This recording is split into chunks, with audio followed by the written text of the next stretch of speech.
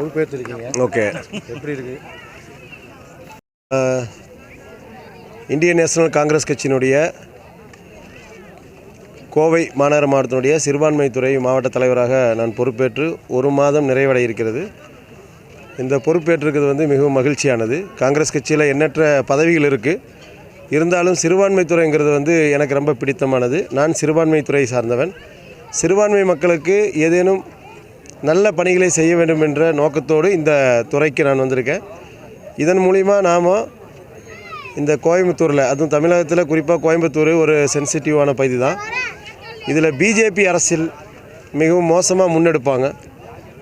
பிஜேபியினால் சிறுபான்மை முஸ்லீம்களுக்கும் கிறிஸ்துவர்களுக்கும் ஒரு சரியான அச்சுறுத்தல் இருக்கக்கூடிய களம்தான் இது.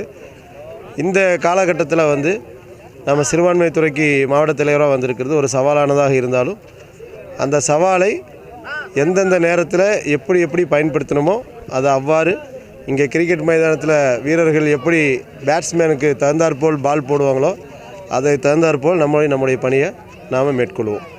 இப்படி இந்த மாதிரி முறையில் பாஜக அரசு காங்கிரஸ் மற்றும் சிறுபான்மைத்துறை பாஜக அரசு கடந்த 10 ஆண்டுகளாக இங்கே நீடித்து 3வது முறையாக பாஜக அரசு வந்தது உலகத்தில் இருக்கிற எல்லாருக்கும் தெரியும், இந்தியாவில் இருக்கிற எல்லாத்துக்குமே தெரிஞ்ச விஷயந்தான். அது மோடி வித்தையில் வந்த அரசாங்கம். அந்த அரசாங்கம் நிலைக்கும் என்று சொல்ல முடியாது. நிச்சயமாக மாற்றம் வரும். மீண்டும் எங்களுடைய இளந்தலைவர் ராகுல் காந்தி அவர்கள் இந்த இந்திய தேசத்தை மீண்டும் பிரதமராக அவர் வழிநடத்துவார் என்பதில் மிகுந்த நம்பிக்கையோடு இருக்கிறோம். பணி சிறக்க நன்றி.